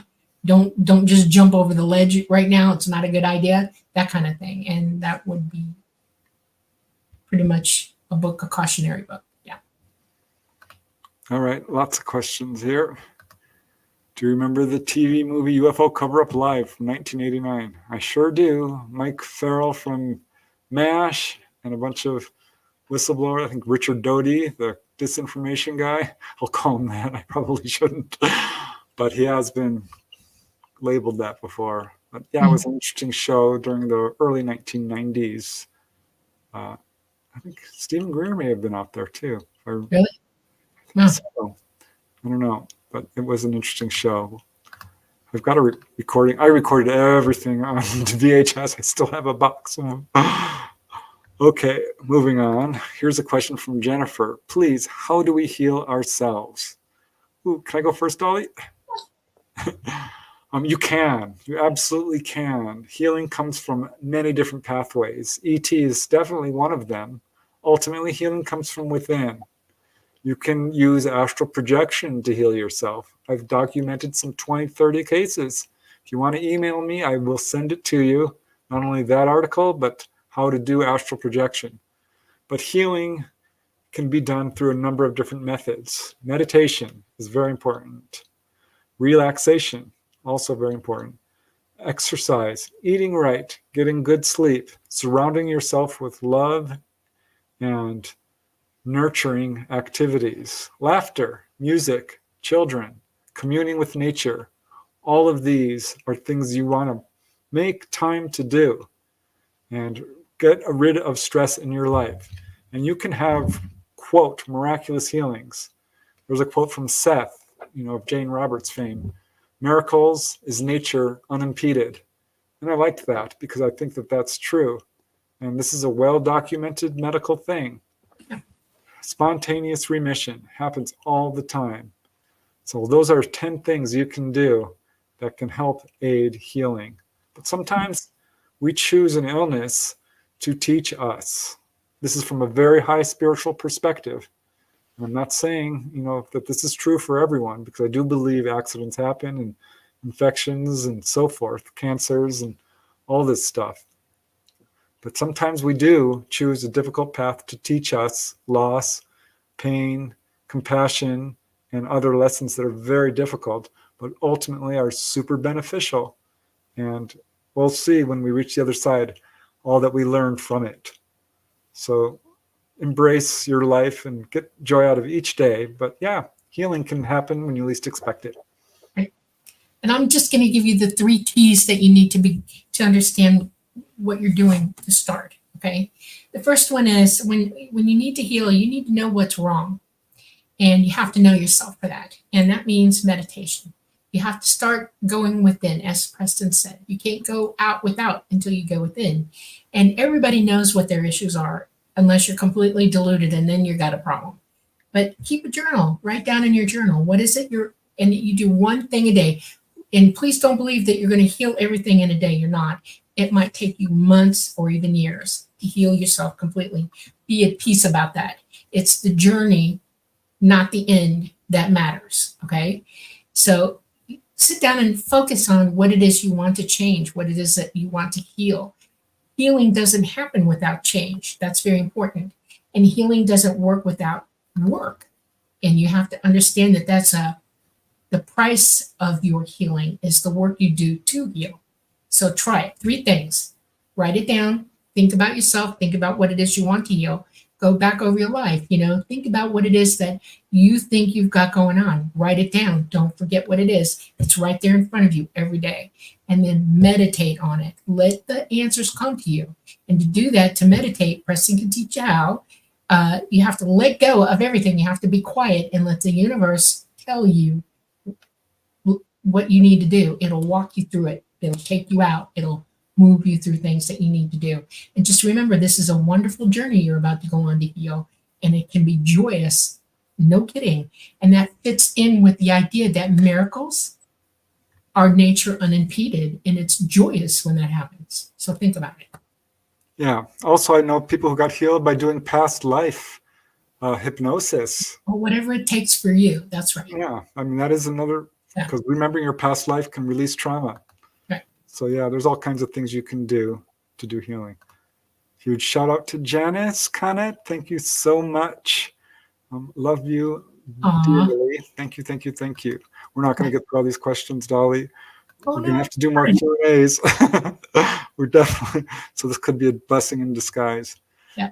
But Rockstar 8970 Abel is asking, can I ask what brought you two together? I woke up one day 8 years ago, 8.5, maybe 9 now, and decided that I couldn't stand, I was living 2 lives, okay? I wasn't really allowed to participate in human activity. In other words, y'all see all these movies and stuff, and you all know that all this stuff, this colloquial societal stuff, and I'm like, don't know, because I wasn't there for it. I was absent and not paying attention. I was too busy with them doing what I was doing with them. So I woke up and I realized that the message that really needed to come in, I wasn't seeing. I started looking around one day here, and I'm listening to everybody talking. I'm thinking, why don't they know this? Why don't they know? And I told Talata and Mama both, I'm going to come out. I'm going to talk. And they decided that I needed to be briefed. And I went before others who are wiser than all of us. And they walked me through what will happen. Not telling me the future, but the things that I could look for to happen that I would have to walk through. And it was a long process to get me to the point where I would emotionally and mentally make it through here to do that. I started looking for somebody to talk to, and I was not having a good time. I won't tell you who I listened to or talked to, but it was like, no, these are not truth tellers. And I was very despondent, and Talata saw me despondent. He said, what can I do? How can I help this? And I said, tell me, give me a name. And he said, okay. And he said, his name is Preston Dennett. Write it down, because I'm very bad with names. Numbers I got all day long, no problem. Names, not so much. So I wrote it down on a piece of paper and put it in my pocket. Sure. And yeah. And I wrote him an email. I looked for his YouTube channel, and I went to the very earliest video he ever put up, and it's healing. by the way, about healing and a MUFON symposium. And I realized, oh my God, he's going to tell the truth. He's not going to twist what I say. He's not going to overwrite me. There's no political in him, nowhere. I wrote it. He faithfully wrote me back in under 24 hours. And it just went from there. Yeah, isn't that cool? ETs know about me. Well, they know about all of us, but that was like, whoa. I had other people tell me that later too. So yeah, that does happen, but that's exactly how we came together. Yep. Very cool. All right, moving on. Gosh, I hope we can get through most of these questions at least. Dolly, is that book always with you or on craft for you? Yes, absolutely. Every time. Very cool. I don't need it to be there for me. I can go to the Akashic Library and it appears there for me also. So if I OBE, I can go see it anytime I want. Even if I'm not flying right now, which I'm not, I can go there and hang out with it. So. Allison says, please cover the dog chapter. I've got too many questions, Allison, but I promise you we will. I'm going to do a whole episode on it, and it can do it much more effectively than we could. A video on his channel, not here, on his channel. So yeah. But since Chris Teen asked, how do dogs act up there? Are they nervous or casual? It's so funny. Some, will bark at the ETs. There was one guy from Louisiana who was taken on board with his dog Hunter Bone, and Hunter Bone went right for the ETs, and they immediately paralyzed him, and he floated around like a stuffed animal the whole time inside the craft. But usually, there was another case where the dog was quite nervous and was sitting in a corner and not really happy about it. But there was another case where the dog was taken on board and healed. And he had arthritis. This is not the Ray Hernandez case, which was another healing, but another one from Oregon. And the dog came back and he was happy as a little puppy. And not only was he healed, so was the man. I've got 30 cases of dogs taken on board. Not all are super happy, wonderful, warm and fuzzy cases. But yeah, there's a whole spectrum of how the dogs will react. Right. Well, they got personalities. They're sentient and they have personalities, and you have to deal with that, the fact that they are that way, Yeah, so. Dolly went on board with her pets, and I know other cases. My Heidi was the first one to go. She was an ex-police dog, and she was trained to be at my side always to protect me and to keep me out of trouble. That little good that did, and she came with me. They would come to get me, and she'd go with me, and she laid down by me at all times. She never left my side, and she actually got to the point where she would just saddle over to Mama and lay her head on our lap, and taught us disembodied, in the vehicle. So, but she knew he was there. He'd whistle at her and stuff, and she, and it was funny, but yeah. I have to pop this up. Chicks have always been drawn to Preston. It has happened, I will say. Thank you, King James. That's very flattering. Okay, we'll try to keep our answers down to a couple of minutes, Dolly, because that way we might be able to get through some of these. Okay. But here's one from Sunny Burnett. Can Dolly talk about the pole shift and sun issue? And when she thinks it's coming, I'm happy just to listen to the two of you. Thank you, Sunny. All right. This is something we can peg down to a day, and I'm going to be very quick about it. We live in a solar system that's being sluiced through right now by an electromagnetic current, field sheet, sheet current. And it happens every 12,000 years. So we're in the tightest part of the current right now, the heaviest part. And what's hard about this is that our sun is in solar maximum right now. It goes through 11-year cycles of solar maximum and solar minimum. Our poles are changing also. That's what happens when we start to go through that electromagnetic current sheet every 12,000 years. And our poles are excursioning, our magnetosphere's down. And so anything the sun is doing while in solar maximum, even in solar minimum, can send an EMP our way that can hurt us. We're electronic people now. We have lots of electricity everywhere. We have digital everything. Okay. And that can knock us off grid permanently and forever. We're talking Flintstones, and it's coming. I can't tell you when. We can give you a date range. And the date range is, and it's going to be sooner because even Ben is seeing that it's speeding up because they watch right. and it's getting worse and worse and worse. Talata believes that we're on the inside of very soon. And when he says that to me, he means 2 years, 3 years down the road. And the governments know it, and they're acting accordingly. They also know that ET isn't here, and they're doing crazy stuff because of it, like going to the moon again.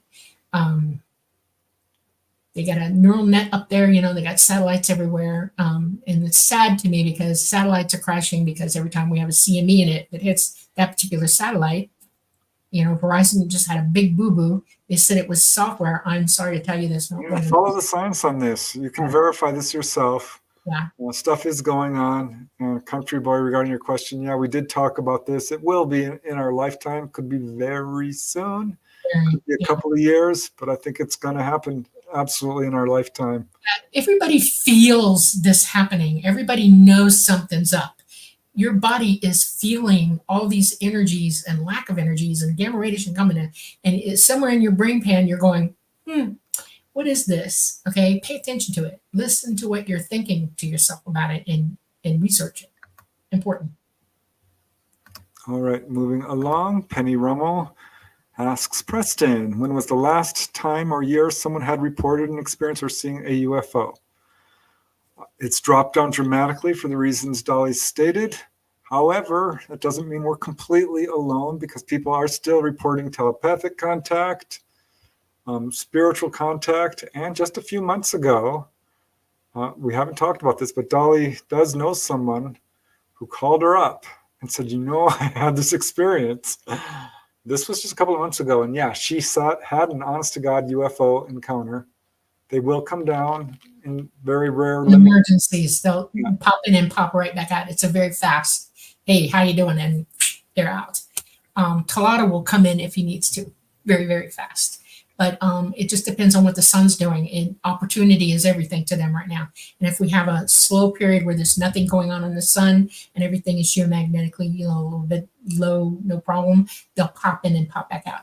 They will throw drones in and AI in just to keep an eye on us. They don't mind losing that, but they won't lose a life. Dave Scott talked about having an encounter, I think it was last year or so. I mean, it does happen. It's dropped dramatically. Yeah. There's still a lot of people reporting stuff in the sky, which is probably ours in a lot of cases, or misidentified. It's dropped dramatically for the reasons we're talking about. But don't worry, they're still watching over us. All right, moving along. Gosh, it's going fast. We'll do our best, guys. Central Wisconsin. Dolly, have you ever met your twin on a ship? I've met my twin. It was about 3 years ago. 2 years ago, actually, too.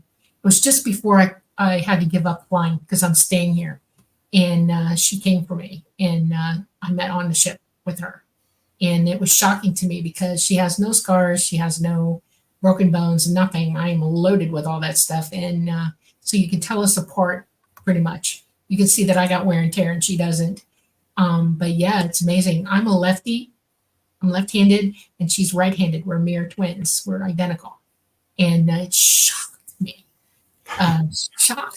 It took me, Preston heard me talking about it. I was like, I cried for a day, tried to get over myself, and she told me about it. She got all teary. It's okay. I've heard this from other people too. One guy his mom was pregnant with twins, and as a young kid, he kept talking about his brother. Well, he did not know that he was a twin. But he told his mom that he was. So he had seen his twin. Yeah, I knew. I instinctively knew I had a twin. I was looking for her, but I never said anything to anybody. And then my mom finally, when I came of age, gave me my hospital records and admitted it, and that blew me I just out. found out that one of the people from my book, Humanoids and High Strangeness, she's like, well, I forgot to tell you, but yeah, I was a twin. She's adopted. And lots of missing twins. I mean, I put a whole chapter on this. We could really get into it. Yep. I'm going to do an episode on that on my YouTube channel for sure. Okay, moving along. We're going to do our best to answer all these questions. Let me see. Hide current comment. Fun Talks TV has some advice for me. Your episodes are great. This is about my YouTube channel, but they need to be cut by at least 50%, just a bit faster. Have some ambient music, quiet in the background, just a thought. Yeah, some people like the short ones, but there's so much short form stuff out there. but I really like to dive deep, so I apologize for that, but I do occasionally put up a short one, and I am thinking about a little bit quiet ambient music, but I'm more of a just the facts, wham bam, kind of get it out there type of guy. But I'm slowly learning to improve the production value, and bit by bit, I'm learning.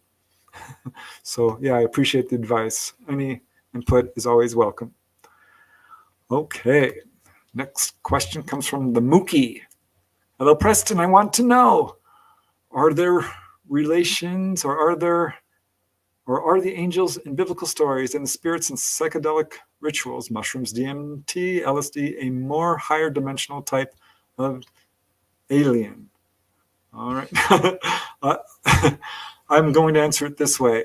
The angels in biblical stories, yes, I think some of these are probably ETs misinterpreted. Not to say that angels aren't real. Done a lot of research into that. I think there are angelic spirits and higher dimensional entities of all kinds. Right. And ETs some of the angels were interpreted as angels when in fact they were ETs, because I've got some good evidence of that. As far as mushrooms, DMT, and LSD, I am not a fan. I'm going to be honest, because I think it's important that people realize while these, you can have really wonderful, enlightening, and interesting experiences using DMT and psychedelics. As far as I know, this is not genuine contact with ETs. My opinion, based on my research, I certainly don't want to offend people because I know DMT is pretty popular, but that's how I feel about it, and that's what my research has shown. So I would be wary of it. I don't think you need it. I think you can do meditation and have much more satisfactory and extensive contact. Just my opinion. You got any words on that one, Dolly? ET do not do drugs. They don't use any form of hallucinogenics or anything, nothing, to use their abilities. They look down on it, very much look down on it. So. Oh, you guys, you like the long videos. Thank you. I know some people like the short ones, so I get that. Let's see. I hate DMT. I don't want to do, it freaks me out. I just don't want to do drugs. Okay. Nobody covers the human mutilations. I have been asked to several times, and finally I dug deep, and I was horrified because I think this is flat out government. Flat out lies, flat out disinformation, and government or secret government killing people and doing heinous things. Right. I found about 10 or 20 cases. I'm going to say most of those are not real. A couple might be real, but they're not ET. My opinion, my assessment, based on what I could find out, take it or leave it. I know there's some other people who feel different.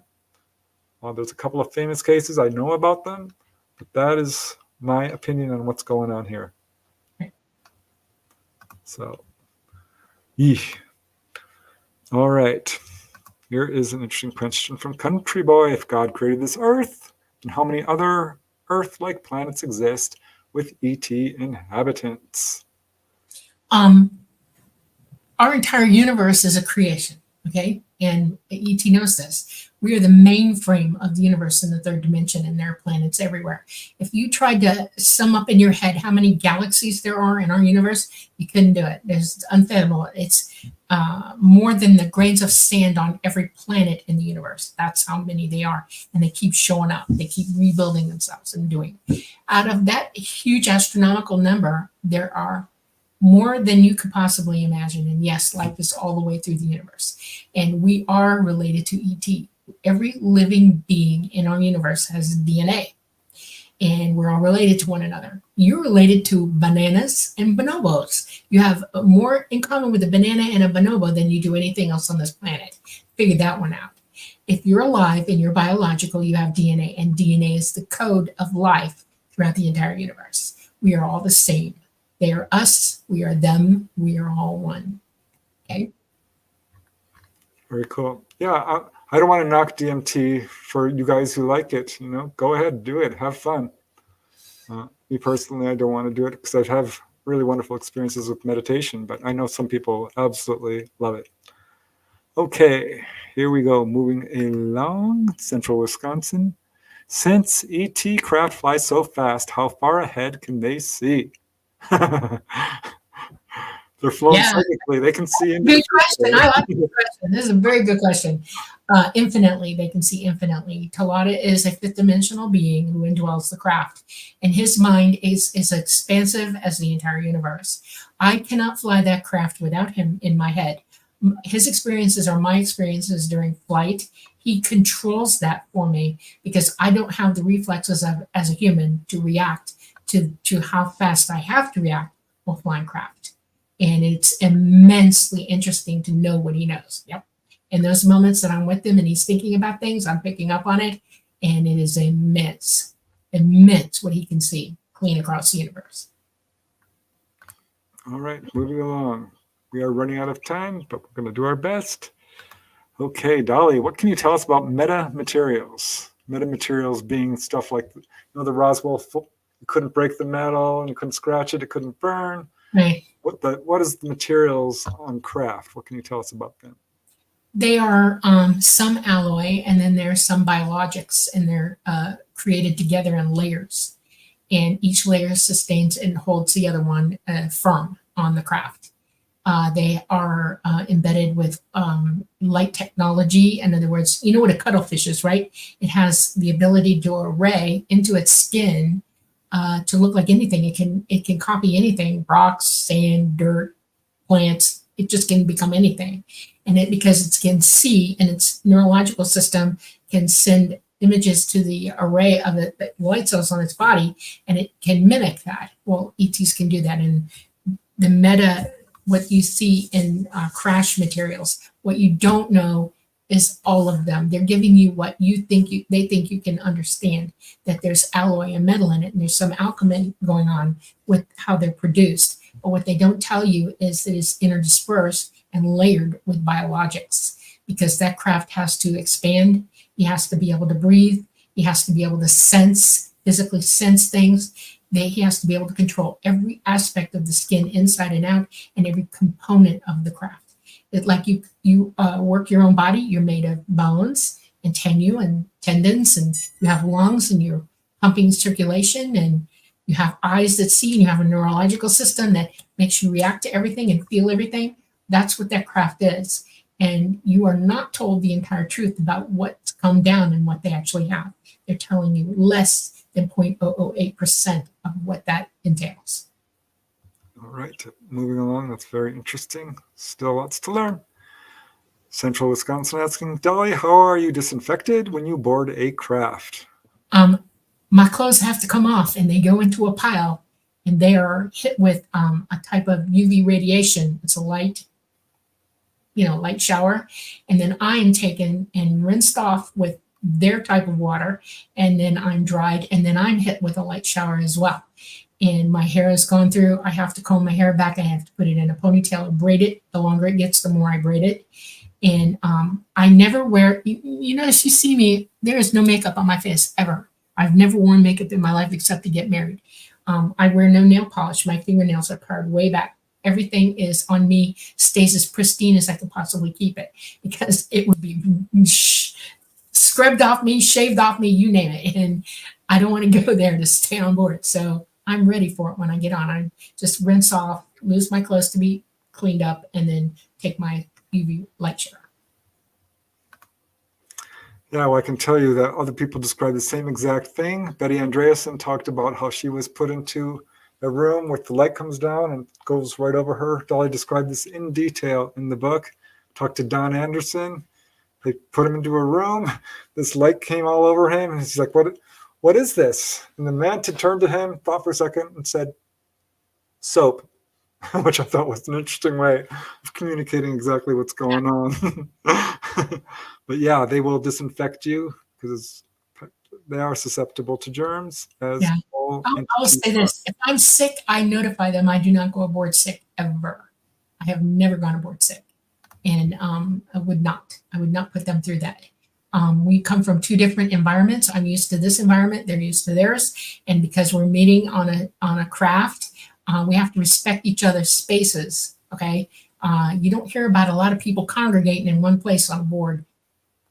You know, if a lot of people from Earth are in a room, that's one thing, but you'll never see 20 or 30 ETs sitting with you while they're waiting to have their turn to be checked up. It just doesn't happen. Be very careful about it. All right. Here is an interesting question regarding this ET symbols. Are these, this is from Blind, are these a thing of the mind more than just a button? Yeah, I think to a certain extent, you're right. The symbols are more for us than them, right? Yes, absolutely. Yeah.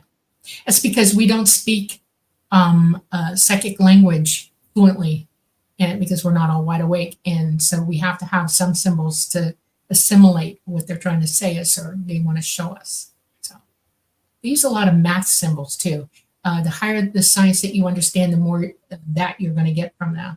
And when they speak to you, they speak in concepts. We drag things way out. There's a lot of words and meanings for us that are confusing to them. They speak to us in concept. Okay. All right, moving along. Janice Conant says, since the government has ships and AI robots, how will we be able to tell the difference between them and the real ET? I'll answer real quick, and then you can, Dolly, but under a minute if we want to get through these questions. The real craft are super shiny, no rivets, nothing like that. They have a wobbly motion when they fly. They fly at a sideways angle. And if it shoots at you, it's not real ET. If it's coming at you and you're taken on board and it's all negative, that's probably my lab. I'm going to tell you why they can't and won't shoot at you. They're in an environment that is shielded by graviton wave technology, okay? They have two fields around them, one close field, the ship itself and inside the ship, and then another one outside of that. And emitters produce these things. If you try to shoot at a craft, it's going to come right back on you. It's going to bounce off the craft and hit you because their shield is that powerful. The graviton wave around it is so powerful, nothing can penetrate it. People think that they can EMP it, scalar weaponry. And that's not okay because A, they have plenty of time to get away from you. They can hear you getting ready to use that technology and they'll leave, okay? There's no way to surprise one. That's rule number one that you should remember. Rule number two is that even if you did get a shot of scalar wave technology off at them, it's the outer environment that would be affected and the inner environment would still be able to go and leave. They can move that fast. When I say 0 to 7,000 or 9,000 miles an hour, I'm not joking. They have no restriction or any inhibition in gravity fields. They go outside it. They go into interdimensional space within half a second, less than. So, okay. All right. Next question. Rat food. How do you know the difference between astral projection and a precognitive dream? One of them happened recently, and I'm not sure which one. There's no difference. When you have an out-of-body experience, you have access to the Akashic records and a lot more of the past and the future. You can perceive it much more clearly. And for me, my personal experience was each time I would have astral projections, I would have precognition and precognitive dreams. It's essentially the same thing. It's just how we perceive it. Yeah, your physical mind's trying to make sense out of it. That's why you're a little bit confused. That's another reason to be able to reach your consciousness and have consciousness employ your physical mind in cooperative communication. So, okay. All right. Michael Kennedy, what is the quote, too scary to share, end quote, information that Tucker Carlson and other UFO journalists speak of? What could be so bad that the government cannot say? Scare tactics, false alien invasion, the false flag, ET's hurting people. That's what they're trying to push. I think that's what they're alluding to. In my opinion, of course, we can't know for sure, but I'm guessing that's what is going on here. Preparation for they're pushing the ET threat narrative when really the only ET threat narrative is to their power structure, their money, their control over humanity, their enslavement of all humanity. Yeah, My opinion, take it or leave it. In a nutshell, very succinctly, and I'm not going to say this to scare anybody. I don't want you to be afraid. Everything happens all the time. Life changes on a dime, and we're at the end of a cycle, okay? We're going to move through it and leave here one way or the other. The governments of this world want this planet. They want to stay here. They don't want to give up their authority on this planet or their control. They have built spaces underground where they think they're going to survive what's coming. It isn't just the Earth that's going to be affected, it's our entire solar system. Our sun is going to micronova, and the impactors that hit us on the planet are going to be severe. It has happened before, every 12,000 years. So the deal is this: they don't want you fighting them when the grid goes down for their space, because there's a period between the grid going down and the micronova where you're all going to be trying to survive before you can come back. And that means if anybody knows where they're at, you're going to be going after them to get that. They don't want you here.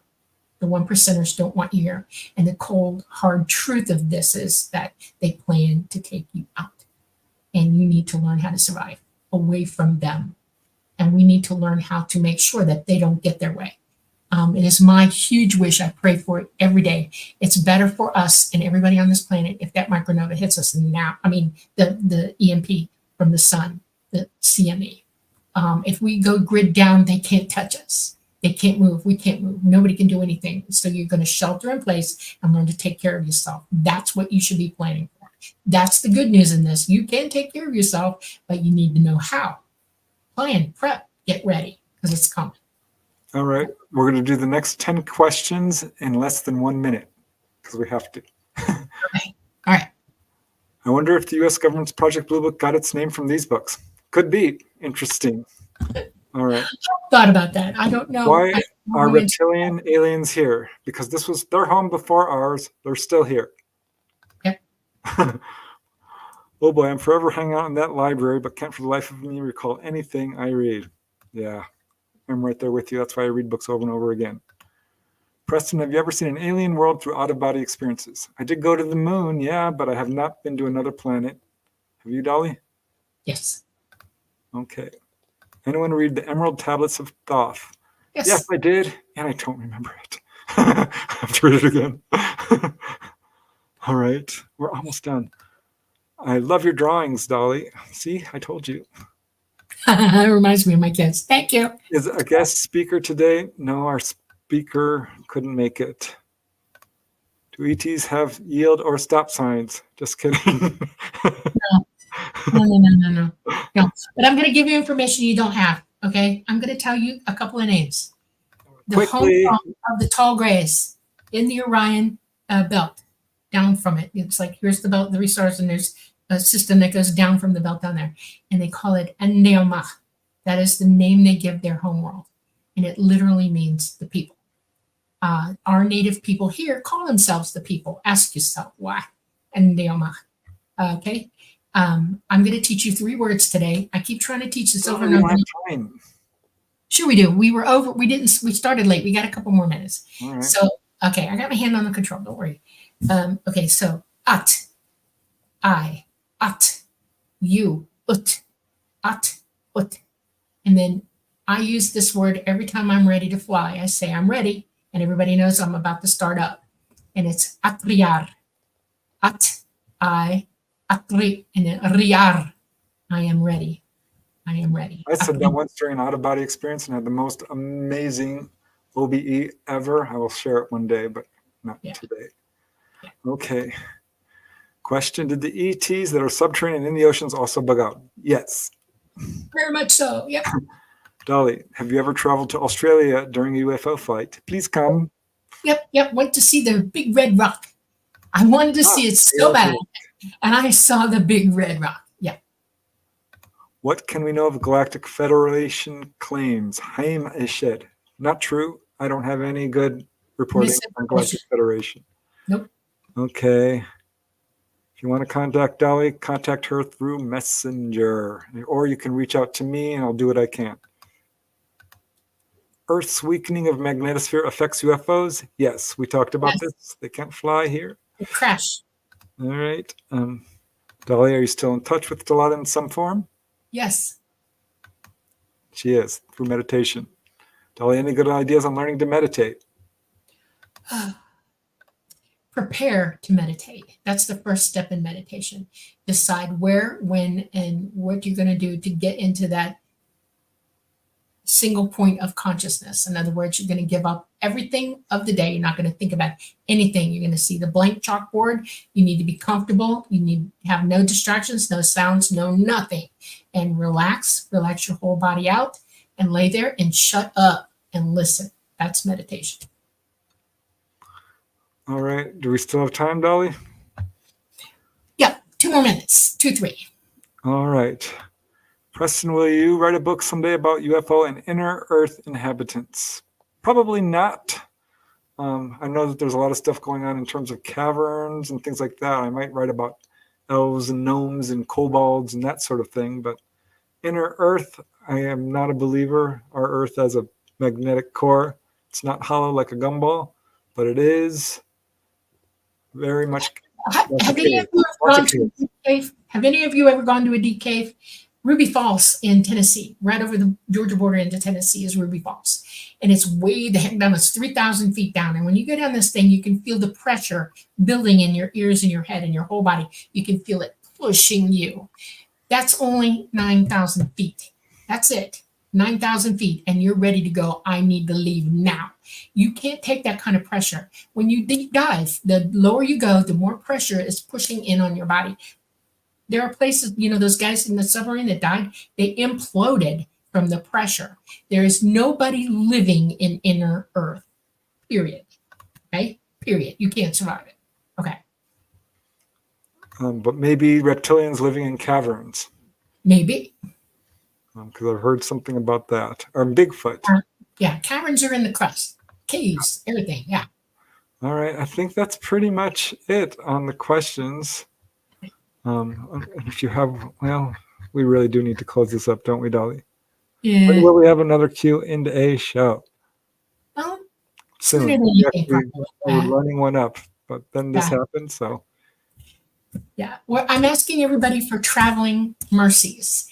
That's a Catholic way of saying it, but it's also a spiritual way of saying we're going to be traveling this week, and we're going to be flying in an airplane. So please think of us and help. Good thoughts toward us, help us stay safe. And when we come back, we'll have lots to tell. And I hope you all have a wonderful, wonderful week. Stay safe, stay dry, stay warm. Enjoy your life. Be a joy. Meditate. Listen to good music. Have friends over. Help your neighbors. Be good, okay? And I love you, and I know Preston does. And we will see you next week on the Light Gate, coming to you from New Orleans at the United Public Radio Network at 107.7 FM, and the United Paranormal Radio, UFO Paranormal Radio Network at 105.3 FM. So, namaste. Thank you, guys. Thank you for joining us.